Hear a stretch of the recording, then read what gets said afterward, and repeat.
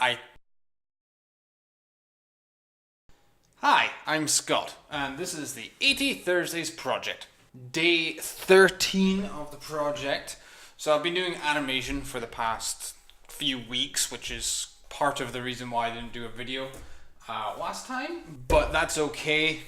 It's the animation bit. It's been a lot of animation stuff and thinking about character design, which is a slow process. So there's not been a whole lot to talk about, but anyway, neither here nor there. So there's been a fair bit of change in the past couple weeks. Mainly that I have completely thrown all of the animation stuff I was working on out of the window.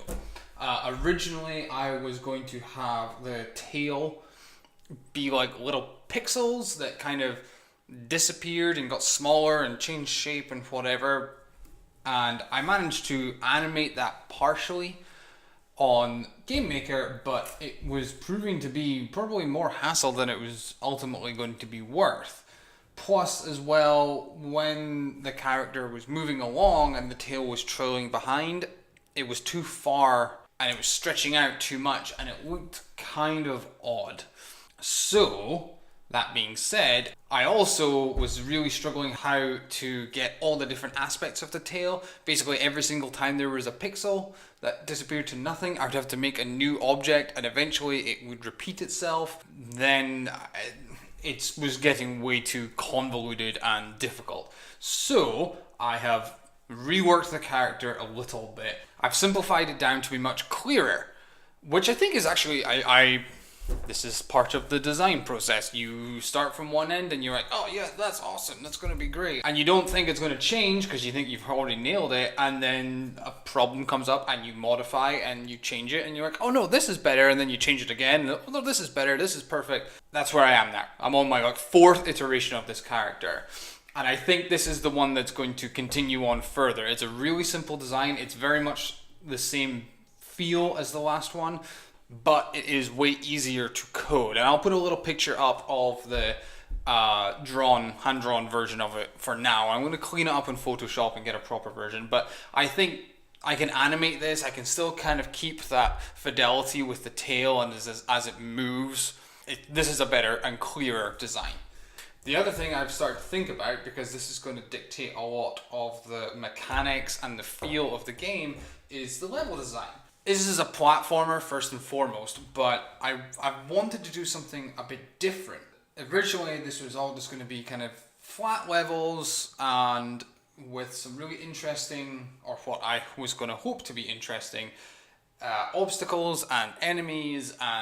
But what I am thinking about is that it's going to just kind of generic, which I didn't really like, but I was pressing on anyway. But then when I was looking through past notes of this project from months and maybe even years ago, I came across this page where I had like a circular design for a level. So what I'm thinking is that instead of just a linear flat level, that these levels are big circles and the character just moves around the circle. Now the circle would turn instead of the character going around, because that would mess with your eyes a little bit. But as the character moves, the circle turns around, kind of like being on the inside of a tube or a sphere. And so then that can be the level, and it could be huge, and so it'd be a really long level. Or something I was thinking about is that maybe there would be like levels behind, or layers behind, and the character could jump back and forth maybe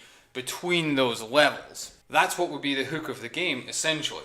So I'm just started working on that now. I think it could be really interesting. I think it's going to be maybe a bit of a pain to code.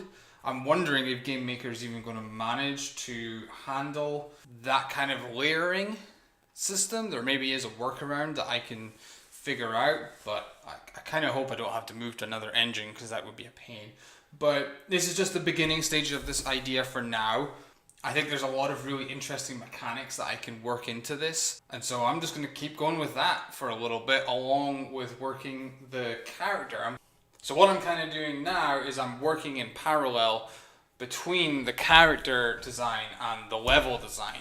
And I'm going to design maybe like one set of levels that I can try with this layering effect, and the character I feel like is pretty good just now. I'm going to put that into the test level next week, or over the next week, and see if I can get that to look much better than the one that I have previously designed.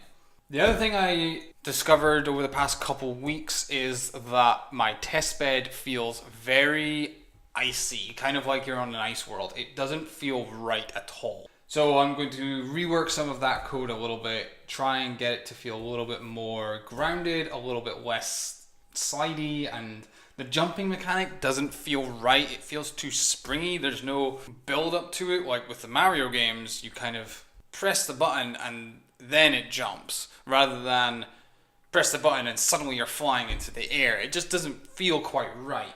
And I think especially if I'm going with this circular design, it's not going to work. So I'm going to work on that over the next week. And yeah, that's kind of where I'm at. So yeah, this has been day 13, I guess we'll just go with that, of my project. I will see you next week.